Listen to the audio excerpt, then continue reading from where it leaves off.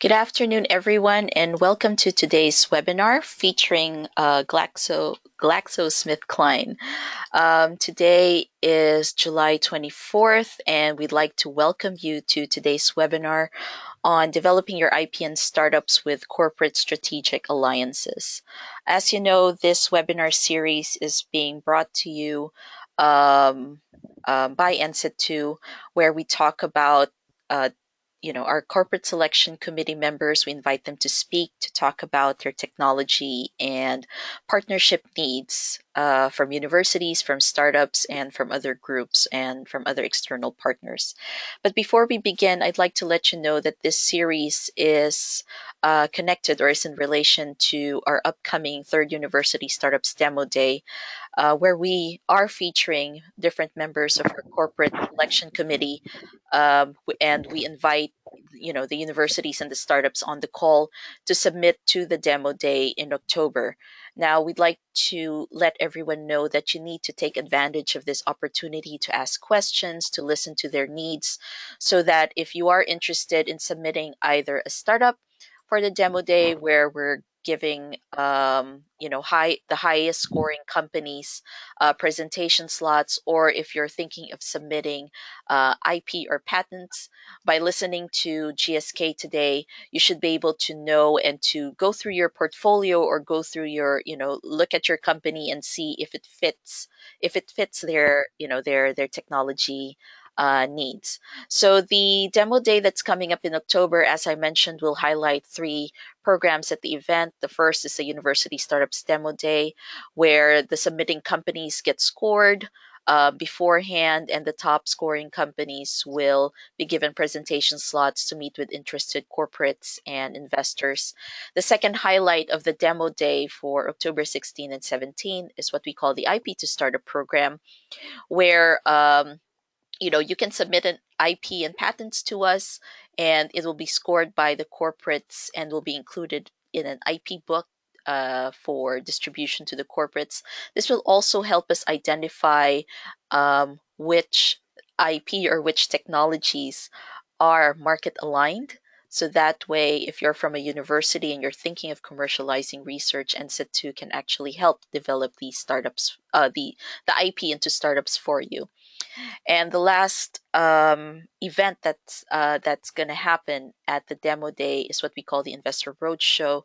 So we're expecting about 15 to 30 Chinese VCs to come.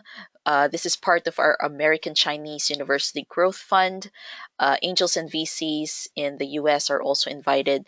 And basically, the roadshow features companies that have gone through the last two demo days, and we're revisiting them, and we're looking at their milestones to see which among those companies are ready to be funded by VCs and angels. So with this demo day that's upcoming, we do have a second deadline, or a final deadline rather. So if you missed the first deadline in July, you can still submit for August 25th. So please make sure again to listen to GSK today and to take note of their technology needs, so you know if your company is eligible or fits any of our corporate's needs today. So the final deadline again is on August 25th, and here are some of the links that will be sent to you via email in one of our follow-up emails after the webinar. All right. At the end of the session, you can ask questions. Again, please take advantage of this time to ask questions to our speaker. You do have a questions box on the right side of your screen. All you need to do is type in your question to us, and we'll queue it up. We'll try to get through as many questions as we can, but if we can't get through your questions, please feel free to email us at support@ncet2.org. The video recording will be available 24 to 48 hours after the webinar concludes. And if you missed any of our webinars from before, you can just go to our YouTube channel and view the webinars there. So this is actually a part of a bigger series. So we have three more upcoming broadcasts over the next couple of weeks. So on July 31st, it's Schlumberger. On August 3rd, it's Evonik, and on August 10th, its praxair. So we hope you can join us then. All right. So our speaker for today, let me go and introduce him now. So he's from GSK, and he is the academic liaison manager for RD projects for clinical platforms and sciences. So, John, over the past 17 years, he has been working for GSK in various roles. So, he's been involved in safety pharmacology, toxicology, as well as project management and business development. So, right now, he works with different academic and nonprofit organizations in order to aid GSK's scientific discovery and drug development. All right, so I'll turn it over now to John to start us off today. John, how are you? Hi, Ria. Thank you very much for the introduction. So I'll make you presenter now.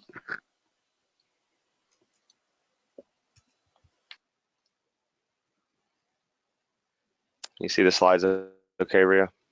Yes, we see it now. Okay, great. Okay, thank you very much, everyone on the call. I hope this is useful, and I address this primarily as the gaps within GlaxoSmithKline in the areas that are key in regards to our path forward in various disease states models. However, this is in no way a complete list of the areas that we are interested in. GSK as a whole, we can partner with academics, nonprofits, as well as spin out startups, as well as full-fledged companies. If you have something that has been fully developed and is a phase 1 to phase 3 asset, or something that is IND enabling and set to move forward, do not think that there's any way that we limit the areas that we would like to collaborate with. And we have various functions. I know people might have heard of our discovery partnering in academics, as well as our fast track programs we have. We have a model pretty much to fit every need. If we have an area that you have expertise in and we need to develop it, and you're willing to work with us and with our collaborations, we will definitely be interested in listening to what you have to offer. I am a panelist on the NSET2 team, and I've seen a number of the technologies that have come through that be very useful, and they get passed on through my group, which primarily handles with the academics and the smaller startup style companies, as well as our business development group, which would do the larger, I guess, more mature assets that could be farther along, need phase 2 funding or something that actually gets you to market, and or you want to look at for a discovery or development partner for a clinical asset. So I'll step now into our areas of, I guess, need and or interest in collaborations. I won't go into detail for all of them. I'd rather open it up to questions in regards to anybody's ideas or what we'd be interested in. I also welcome any input after the meeting if you need further information, if you'd like to have your expertise or something that you have in technology to be looked at, please let me know. I'm happy to forward it to the appropriate unit and get back to you. So we'll start. Infectious disease is one of our major pillars within GSK. Primarily in that area, we're looking at HIV, antibacterial, respiratory viruses, and HPV. You can see from the areas, primarily host targets are for HIV as well as cure. I mean, ultimately a cure in every aspect, but some things we know that we're looking for more of the novel technology, something that would be a gap for us. Our partnering models are pretty much, if you have a collaboration that we could aid in a platform, a technology, and in order to enable further research to develop either a patient changing or a scientific breakthrough, we are happy to discuss those options with you. In our infectious disease group, we do have some collaborations that are well funded, especially in HIV with our ViiV collaboration. And so we do have some limitations in some of the scope and technologies and the way we're able to partner. However, we would welcome any ideas, especially in the infectious disease targets that are listed on this slide. For respiratory is, again, one of our major pillars within GSK. COPD, asthma, idiopathic pulmonary fibrosis, and acute lung injury are probably our largest scope within our research and development, as well as gene to target discovery programs. The mechanisms, area of biology are listed there. Remission and immunomodulation, as well as innate immunity response to virus and bacteria, is something that's moving forward more rapidly lately with some of the technologies, and primarily why we speak with academic partners in this, is because generally the cutting edge science is coming out of the academics. And we know that, and that is where we are depending on our partnerships and collaborations to fill the gaps in regards to what is new, what is working. Immunology in all aspects of medicine, which I'll go to next, and in regards to oncology, it is a major target for us, and it's something that we are very excited not only for the science and development opportunities we see, but also partnering with people to see if something we've done can be brought into it in regards to development assets. This is a very large area. We know it's very restricted in regards to if you've received money from angel or VC groups. We know that sometimes the IP can be protected, and we are open to any collaboration we can in regards to gaining access to the cutting edge science or novel approaches to some of these disease models. So oncology, so GSK is still a major player in discovery and research in regards to oncology. It is still one of our areas of focus and a major portion of our R&D budget. And I know that a number of years ago, we divested in regards to marketed compounds. However, there is a very large portion of GSK that still focuses on oncology targets as well as development. Epigenetics remains a major pillar. Immuno-oncology, however, is quickly catching up in regards to cell and gene therapy, CAR T function, and our ability to get into immuno-oncology technology and targets. And this is really probably, I would say, the largest area of interest in regards to what is out there. There is, from every day, we see new technologies that are coming out and new abilities that are coming purely out of the academics, and we want to do everything we can to make sure that that science moves forward. And if there's something, even as a simple research collaboration or a partnership very early on, so you can help develop a technology that could lead to curative medicine in regards to some of these disease states through this technology, we definitely would like to talk to you and see if there's a path forward for us to partner. This is something that we've gone with drug combination partners and technologies, and we actually have a number of partnerships we've done where there is really no, output in regards to say, hey, this is now my asset. It's truly to partner on the technology to see what we can do to get forward in regards to oncology medicine. Immunoinflammation, again, with the development of cell and gene therapy, as well as oncology and respiratory targets we have. There are a number of diseases purely of immunoinflammation that we've been looking at. And although these generally, in the past, it had been a, a targeted area, rheumatoid arthritis, osteoarthritis, IBD, and vasculitis is something that has come back in early to middle stage opportunities for chemokine and cytokine complements. And we've seen gene therapy develop in these areas due to the ability of our biologics, and a number of the biologic technologies, as well as the early discovery style platforms, have come from our academic partners. We have expertise within GSK, but whether you know it or not, pharmaceutical industries are becoming more and more focused on the areas they have. The ability to have cutting edge science within GSK is not as great as it used to be, and that's why we partner, because we just do not have the breadth of knowledge to focus on very, very specific areas of research. Even though they could be a target, that discovery to early target medicine capabilities are really being, and we know it, is coming from the academic partners we have, and some of our major breakthroughs we have right now have come directly from our partners, especially in our DPAC program, that we have a venture capital groups and some of the smaller companies that have had just basically an idea and they've come all the way through to a phase 1 or phase 2 clinical asset that has been developed and it continues to move forward. So definitely look into this area. Anything in novel mechanisms and immunology for any of our host targets that I'm speaking about today would definitely be something we would be interested in reviewing potential collaborations and or partnering. So dermatology, we have our Stiefel organization, which is a GSK affiliate, and it has grown immensely since we have brought it within.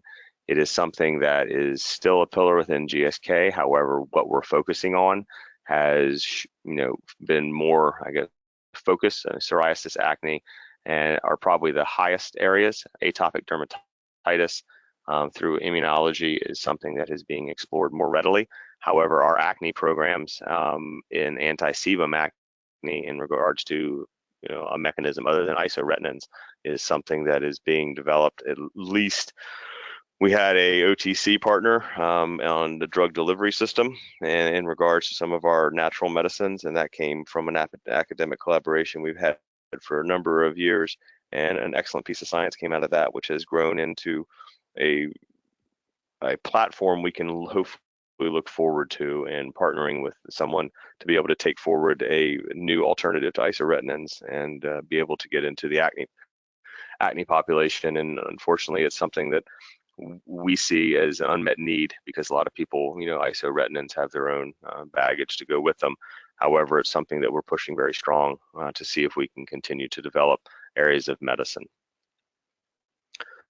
So our neurosciences, we've moved away from a lot of the psychiatric indications, antidepressants. However, neurodegenerative diseases and neuroexcitatory disorders are still a very high priority. A number of these models and the development of these are handled through Singapore and our research and development center in China. However, the partnerships can be set up within the U.S. Funding of those, how the payments are made, you do not need to be coming out of China and or Singapore. We can set those up, and it's something that we're looking for. Right now, I'd probably say the number one area is disruptive technologies in regards to crossing the blood-brain barrier to deliver therapeutics. It's something that we would like to do to alleviate some of the methylations or something we've done in the past to prove CNS versus peripheral nervous system penetration of these drugs, and it's something that's a very high target. And we have one collaboration in this area where we're actually looking at this, and it's something that we continually look. So if there's something you have out there for drug delivery, especially across the blood-brain barrier and central nervous system, please let us know. It's an area that the expertise is growing. However, it is definitely not to full maturity at this time. So rare diseases, this is still an area that we focus on, and we separate rare diseases from drugs in the developing world, and I'll go into that detail once I get to that topic. But again, we have a lot of ability in our development opportunities within rare diseases, as well as partnering in regards to how fast we can get something to a patient. It's something that the regulatory agencies recognize. It's how we propose these and how we partner. Generally, we are not coming in to we run the show. I mean, every collaboration and partnership is different.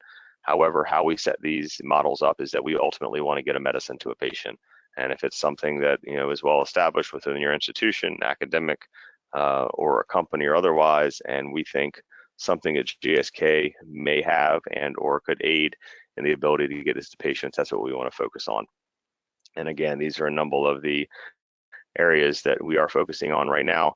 The actually ex vivo rare disease gene therapies is something that has really, in light of, again, immunology and the ability to look at prevalent disease model states, to be able to set up that model ex vivo and potentially look at high throughput processes to try to screen molecules and or therapies for those is something that we would definitely like to look into at the ability to be able to screen large number of compounds.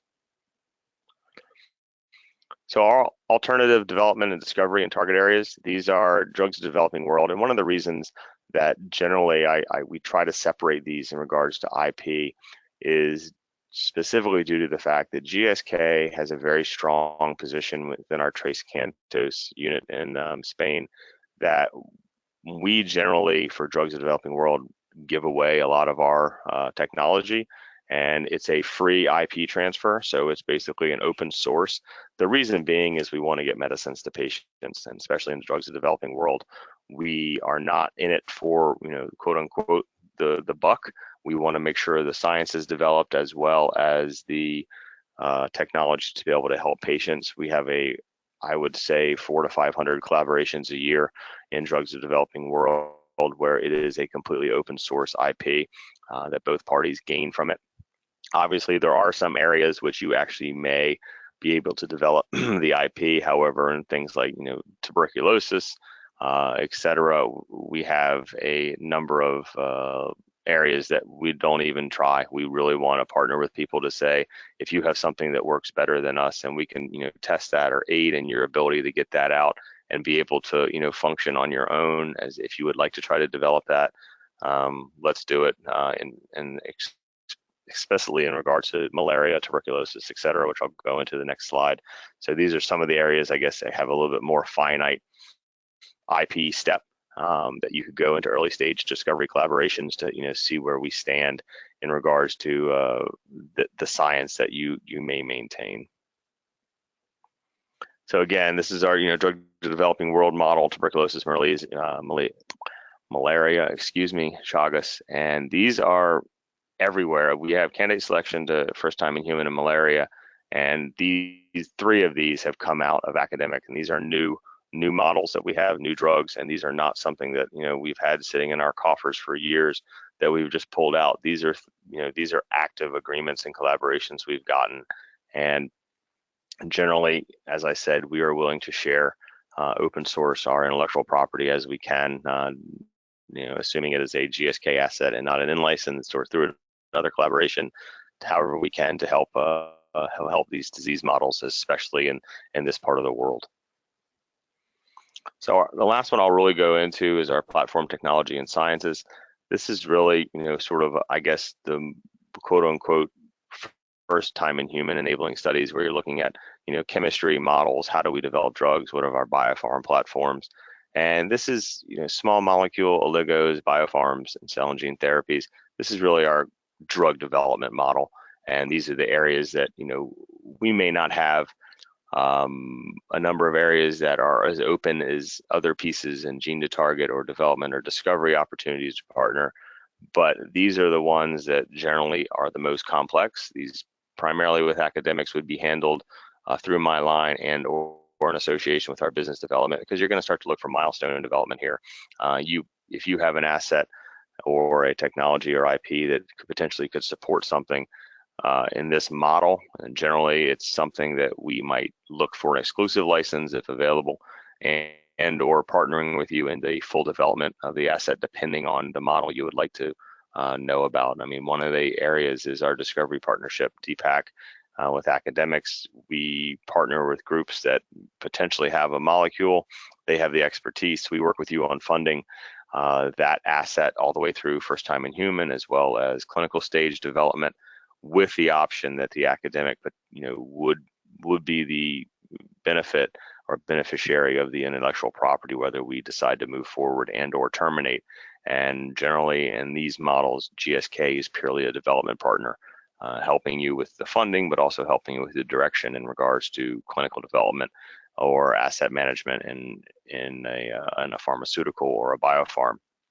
Again, we do have institutions where they do not want to be in a position where they want it to develop. They want to outright exclusively license this out and be done, and that's fine. And that's something that, as I said, please do not limit your ideas to say, well, that's not really as far as I have it. I do not want to be involved in that.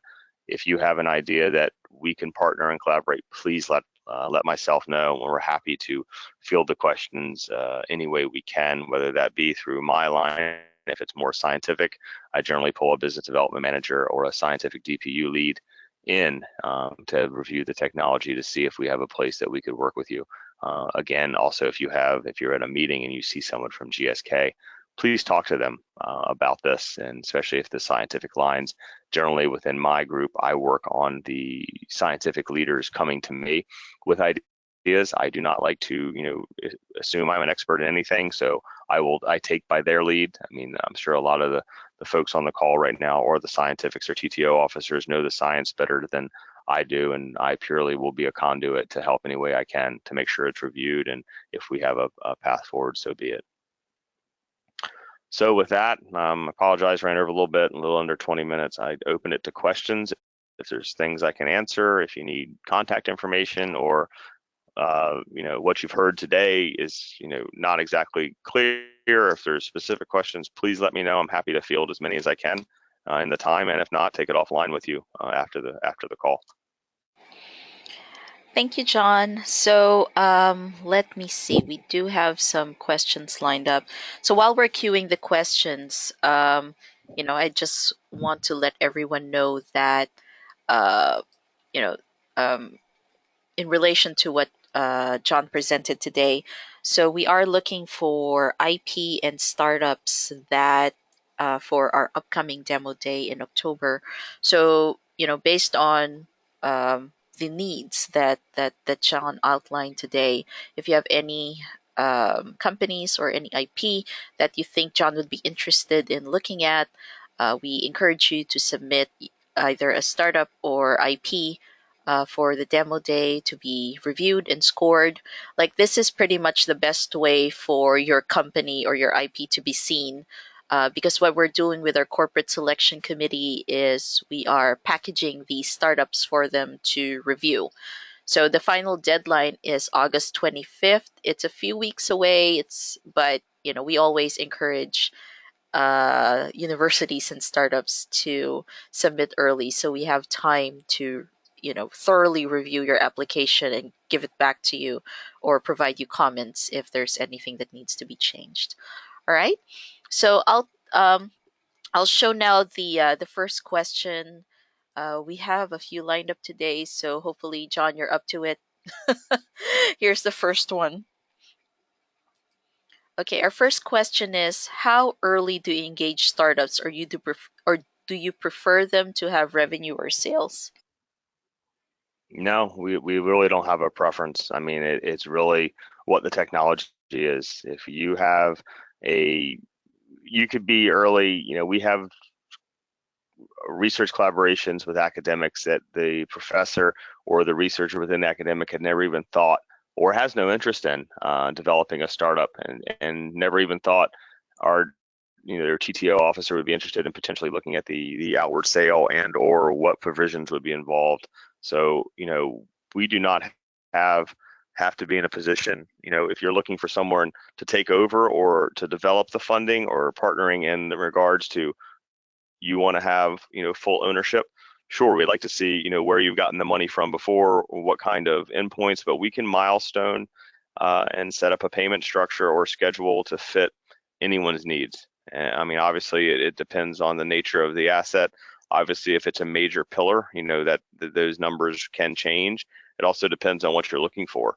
If you want just a piece of money, say for 3 years, to be able to go out and do the research, that's a little bit more difficult without any kind of feedback mechanism into GSK developing that technology. But we don't have a model. I've never put it this way. I've never turned away an idea or someone coming to us for review, and it's not a preference. Now, our business development group, sure, you're looking at larger step and larger funded activities, and those are primarily with companies. So you're looking at larger scale companies or partners. So in the academic space and seeing things that we see with startups, there is no real preference. All right. So I think this question that's coming up is sort of related. In terms of potential partners at a smaller scale and with a smaller budget like startups, would you even be willing to look at a molecule at pre-phase one, even if it's just to give some guidance on what more information you would need? I'm talking about a molecule with a known target, some decent in vitro data, IP, some in vivo mouse data in a disease model, etc. Yeah, I mean, it would really, if you have that kind of information, you're looking at primarily a partnership where we would develop a due diligence. So the due diligence structure would look at all of those aspects. We do not expect to have someone have a phase one IND ready to submit in hand saying this is complete and we're ready to go. If you have something that is pre-phase one, if you have something to gene to target and you're thinking about what direction should you go, is it something you're interested in, bring it to us, and we have due diligence teams that will go out and look at these assets to say, yes, we think we have a way forward. There is some legwork on your side. We need to be able to look at the data and if we need to set up a CDA for that to be able to look at the data openly so we can have a conversation with you and what you would like to do with it. But however, we will complete a due diligence if we were interested in that area, and we'd also provide you feedback. So even if it's a negative outcome, it's something that say, we really think you need to have a better, information line, say for TK or in vitro efficacy data. It's something we would provide feedback on. Absolutely. All right, thank you, John. Our next question is, how has the demo day helped you find companies? Asking as a university wanting to put some companies in. The demo day, so I came on as a panelist last year. Another one of our BD colleagues was unable to complete because of a new role, and I have picked it up. And one of the things that has done for me is there's areas I'm in the Philadelphia area, so there's areas in the Philadelphia area that I never knew existed. It also has opened up some of the meetings I attend and the areas I need to talk. I take notes on all of the companies that I screen, and whether they're at demo day, if they're selected, or if I need to provide follow-up, it's something that's allowed me to see what is out there. I sit in an organization where I see all of our R&D unit, which gets very vast, and although I might not have the answer right at my hand, I do have the people I can go to be able to pull knowledge in regards to their questions, what's being submitted. I see an easy line within the scientific community within GSK to be able to get an answer, but the demo day has presented a number of ideas to GSK, as well as a number of companies that we actually have followed up with afterwards, even if it wasn't a one-to-one conversation at a demo day or if they weren't in attendance. All right, thank you, John. Our next question is, do you do collaborations for companion diagnostics for any of the therapeutic programs mentioned? Specifically, was interested in developing companion diagnostic for DDW and tuberculosis. What level of certainty would GSK need in order to partner with someone on this? That's a great question. We are not a diagnostic technology company. However, if we have something that could help you develop a panel or a technology for a DDW for tuberculosis, if you show efficacy in that panel and there's something we can do to aid in that, please let us know. That is something that we are not in a technology development. However, very similar to our cell and gene therapy and immuno-oncology targets, obviously you need to develop a diagnostic kit with those, and especially with the DDW asset, if there's something we can do to partner and you can help you develop a technology that can aid in the treatment of this disease, we definitely be interested in hearing about it. And it would be something that primarily for us, it would be partnering. I'm not sure if the person is looking for funding from that, but we would do anything we can to open up, the scientific community or platform. If there's something we can provide, even if it is funding, I would definitely be interested in hearing about it.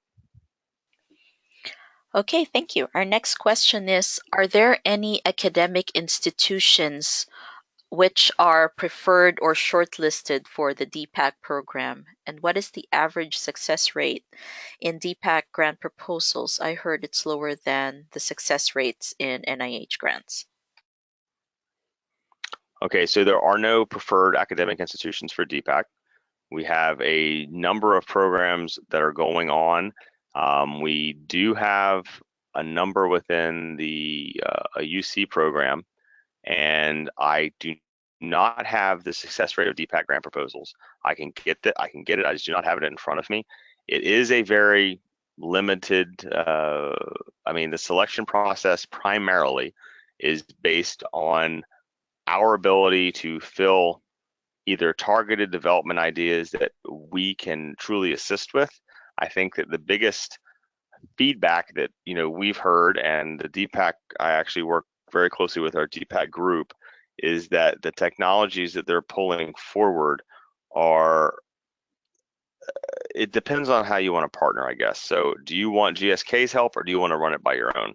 If you present an idea and it's selected for DPAC and you want to run on it with your own and do all the development, the preclinical, it's something in my experience has been a a very well thought out, you might have in vitro efficacy models or something that your institution might have a large number of researchers working on, and you have a pretty succinct plan to say, yeah, this should work. The total number of DPAC deals, I just don't have it in front of me. I can get it. If the person that asks this questions wants to follow up with me, I'm happy to look that up and get it to you. So please drop me a note.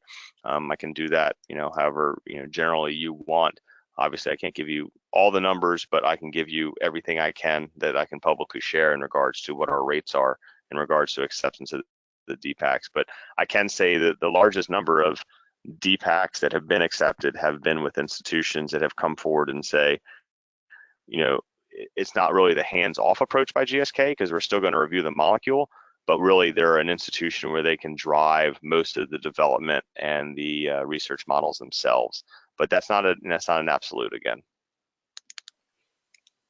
Okay, our next question is, if you're interested in a technology or patent, to what extent do you want the researchers or inventors involved?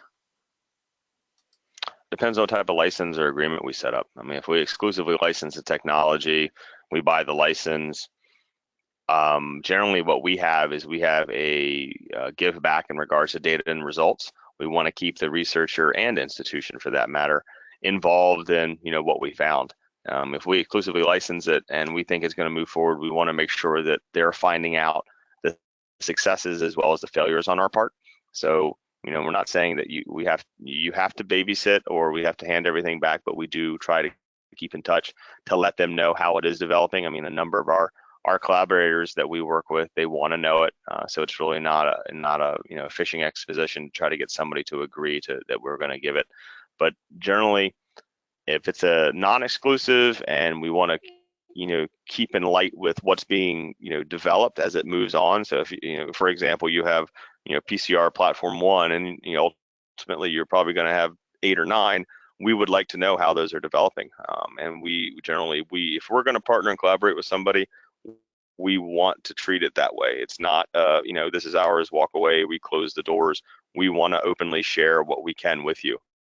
As the same as we would hope that you would do the reciprocal to that, but at the same time we try not to limit the number of partners. Obviously, if exclusive license, there's some IP limitations, but for a non-X, I mean, we have a collaboration right now we're working with a technology that someone came to us, the researcher had an idea, and now we have a 12-party consortia with 4 pharmaceuticals and 8 academics involved. And it started out as a phone call, or basically, from my understanding, a conversation at a meeting between 2 scientists. So, as much as we can get your involvement, and depending on the parameters of what kind of deal we're doing, we would welcome those. All right, perfect. Here's our next question. Does GSK have a venture fund, and how closely do you work with them? I do not work closely with our venture fund. We do. We actually have 2, and it goes primarily through our business development group. I do not work with them. I work with primarily funding. I would say an easy estimate is under 10 million euros. Okay. Our next question is, your slides mentioned IO innate immunity as well as inflammation. Any thoughts on agonists or antagonists of PRRs like STING, RIG-I, TLR? Okay. GSK has published some patent. Yep. Nope, he's right. And I have it. That is purely an oversight on my part. So STING and TLR9, MDA5, et cetera. Yes, we do have interest in that area. So as I said, I apologize if it's a limited list. I don't want to, bog people down, but that's definitely something. And if you've done the research in regards to seeing that we filed patents, it's definitely something of interest. So as again, I didn't want to limit that area, but I can tell the PRRs you have on here, yes, for all 4. All right.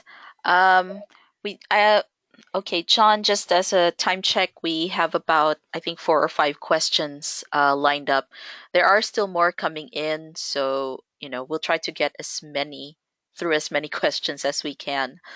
So here is the next one. Okay, this is a good one. Do you have advice for universities to better align their IP or startups to your needs?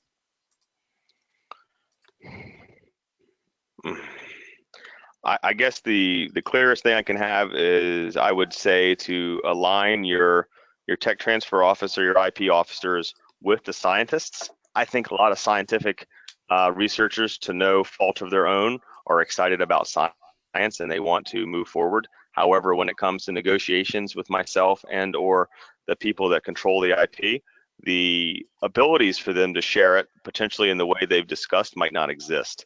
So I think the more conversations you can, have on, what do you want from this? Do you want to exclusively license it? Do you want to non-exclusively license? How is your patent set up? Where did it come from?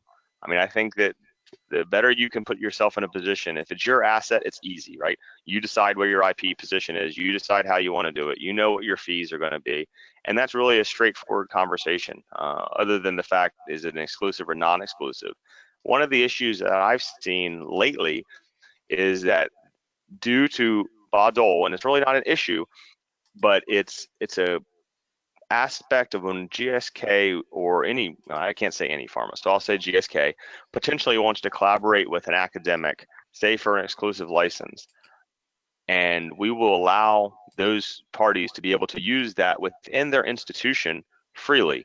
So, University X develops a patent, we exclusively license it. They want to continue to do research on it, which is fine. However, in recent, for benefit, actually, we've exclusively licensed some compounds or technologies that we brought forward, and they enter clinical development phases. We need to put ourselves in a position where we can halt that research. The reason being is, if we're going to put ourselves in a position where we have a clinical development asset at however many millions of dollars that could be, and for some reason someone would publish spurious data that may not or may not, be validated data, and you have an academic partner that's done that, we need to know and we need to be able to control that type of research. And that's something that really, that's a one-off. We've only had a couple instances, and it's with a single institution. So it's something that has showed up. But generally, if you know where your IP wants to be, how your researcher is being paid, what percentage, et cetera, we'll take it any way we can. We know the restrictions but if it's that the researchers, want to share their science, we need to know, can we actually share it in the way we want to? All right. John, I think we have time for three more questions. So this is the first Okay. of the of the last three that we can handle today. There's a growing number of resistant TB strains, and BCG does not provide a lifelong protection. Do you see a profit-making opportunity for new TB vaccines and/or drugs? Based on your slides, GSA classifies TB as a third world country disease and is pursuing developing via open innovation model.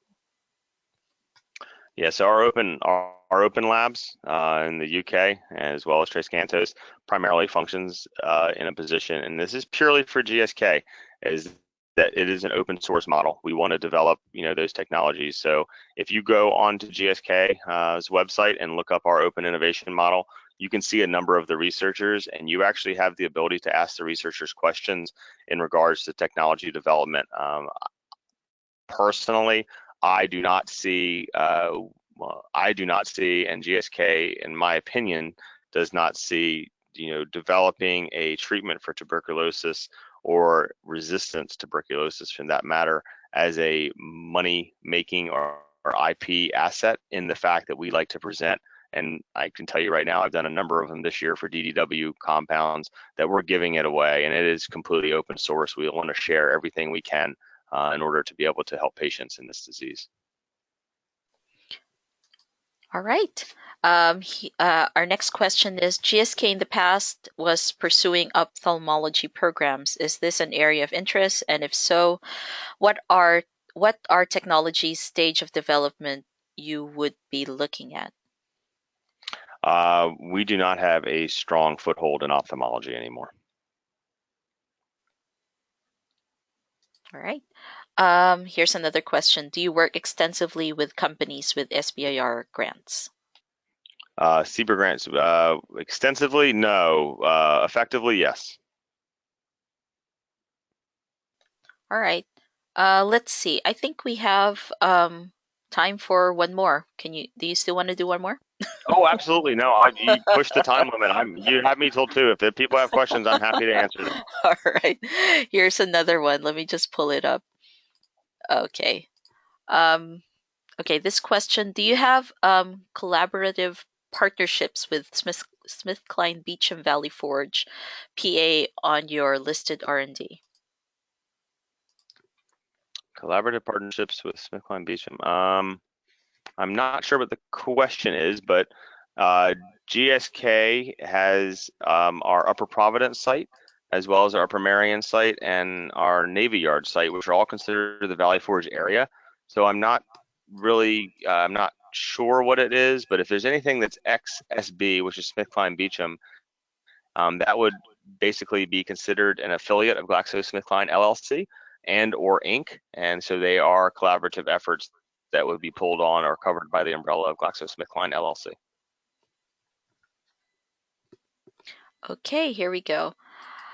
When dealing with academic partners, what percentage of technologies result in a straight exclusive license and what percentage that progressed into sponsored research with an option to the IP? Okay, so I'll answer that question reverse. So I can tell you that we have a very large number. I would say 99% of our sponsored research collaborations, collaboration agreements with an academic, we is one of the things that we have an option to the IP. In every instance where we're paying and we want to collaborate with somebody and we're trying to help develop something and we're actually putting money in the game in regards to helping you develop a science and we want to collaborate with you, we have an option and we maintain that option to be able to get an exclusive license. We have, for academic purposes, I don't know, we did 1,200 academic around partnerships last year. The number of those which are strictly exclusive licenses, I personally, oh gosh, I don't know what the number would be. I really don't. We handle exclusive licenses from academics, so I've done 3 in the last month. So if that continues, I mean, obviously it's not the number of licenses that we've done for a whole group. We have a UK and a US contingent. I can look that number up, but I don't know it. But I can tell right now that any of our research collaborations, we move into it with the intent that you're going to come up with something with our option to get an exclusive license for it if it is successful and it's something that you can do. We work with partners all the time that a researcher has come from University X, now works at University Y, and they can't give us an exclusive license. We'll still work with them because we want to see what the technology can be, and truly we're putting ourselves in a position to help develop the science. And if we see a path forward that we think a collaboration will aid in both the academics excellence in that science as well as GSK's ability to gain some ground and knowledge in that area, we'll partner with you. All right, and here's another question. I think this is our last one for this afternoon. Any thoughts on the future of traditional small molecule drugs given the recent surge in biologics? I think that small molecule development is still a very large part of what we're doing in drug development. Now, the caveat I will put to that is that we are seeing better delivery systems through biologics, and that may not be the primary goal of small molecule drugs, but what we are seeing is that the small molecule development is still very strong. However, I would say a large percentage has seen a change in the last year of they are looking at small molecule drugs to be delivered through a biologic mechanism or antibody delivery system. So the small molecule development is still very large. However, we have seen a strong turn in the way the small molecules are being developed. So we're not looking for we have to be able to get into this cell. No, we're going to deliver it with an antibody that's going to go directly to the receptor of question and deliver this small molecule. So that is something that we've seen change. And I know we have a number of assets that are still conventional or traditional, excuse me, small molecule assets. So it's still there. I think that it's a very changing infrastructure right now in regards to, how the medicines are viewed as a standalone therapy. Okay, thank you very much, John. That is our last question. That's all the time we have this afternoon. Thank you for joining us today. And before we conclude, do you have any last words to our audience before we close today's session? No, I would say thank you very much please, if you have a chance to come to demo day or come to a NCET 2 meeting, please do. Alternatively, drop myself a line, contact RIA, however you need to.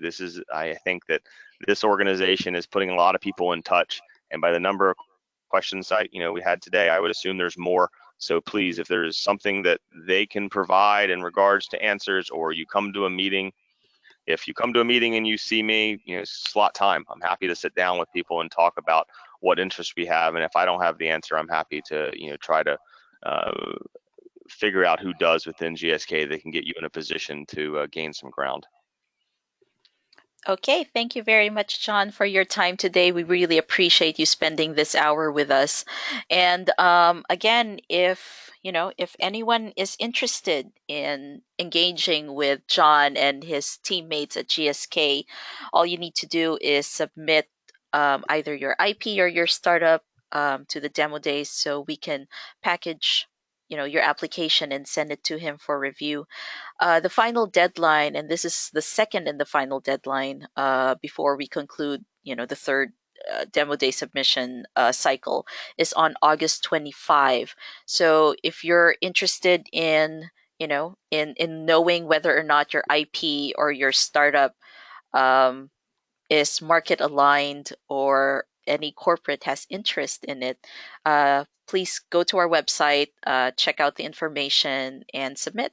So, again, August 25, and hopefully we see your university or your startup in any of the submissions. So, again, thank you, GSK John, for joining us today.